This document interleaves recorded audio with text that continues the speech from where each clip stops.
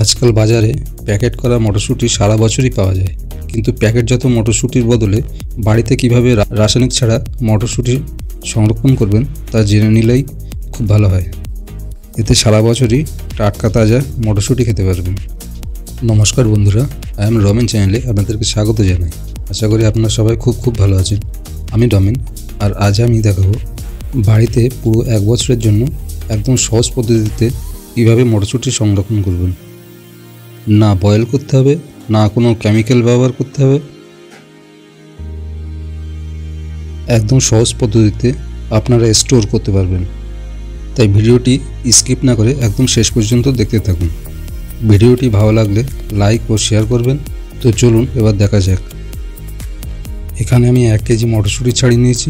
এবার ছাড়ানো মটরশুঁটিগুলোকে একটি থালায় নিয়ে নেব। তারপর খুব ছোট ছোট বা খুব খারাপ মটরশুঁটিগুলোকে বেছে ফেলে দেবো। এবার এই মটরশুঁটির মধ্যে দিয়ে দেবো 2 চামচ সর্ষের তেল। আপনারা 1 কেজি মটরের জন্য ছোট চামচের 2 চামচ ও 2 কেজি মটরের জন্য 3 চামচ সর্ষের তেল ব্যবহার করতে পারেন। এই সর্ষের তেল ব্যবহারের পেছনে একটি কারণ রয়েছে। তেল না লাগিয়ে এই প্রক্রিয়াটি করলে কয়েক সপ্তাহ পর মটরশুঁটিগুলো আঠালো হতে শুরু করবে। তেল লাগালে এমনটা হবে না, আর সর্ষের তেল ঠান্ডায় জমে যায় না। এই কারণে তেল ব্যবহার করলে ভালো।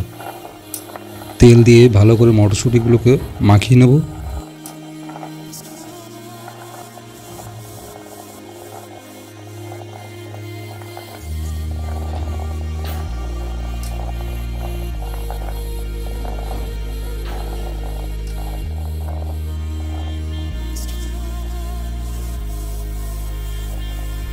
এরপর ছোট ছোট প্যাকেটে ভরে নিয়ে ছোট প্যাকেটে ভরে রাখলে আপনাদের সুবিধা হবে।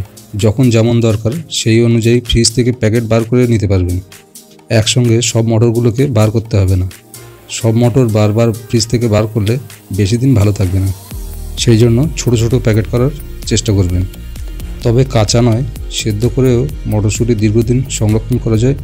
সেদ্ধ করে কিভাবে সংরক্ষণ করবেন সেই ভিডিও আমার চ্যানেলে আগে দেখিয়েছি, এবং সেই ভিডিওর লিংক এই ভিডিওর শেষে দিয়ে দেবো। ওখানে ক্লিক করে আপনারা দেখে নিতে পারেন। এরপর ছোট ছোট প্যাকেটে ভরে নিয়ে এই রকম আগুনে প্যাকেটের মুখগুলো সিল করে দেবো। ভিডিওটি তবে আজ এখানেই শেষ করছি। ভিডিওটি কেমন লাগলো কমেন্ট করে অবশ্যই জানাবেন। দেখা হবে নেক্সট ভিডিওতে। সবাই ভালো থাকবেন। এই রকম সুন্দর সুন্দর রেসিপি দেখতে হলে আমার চ্যানেলটা অবশ্যই সাবস্ক্রাইব করে দেবেন।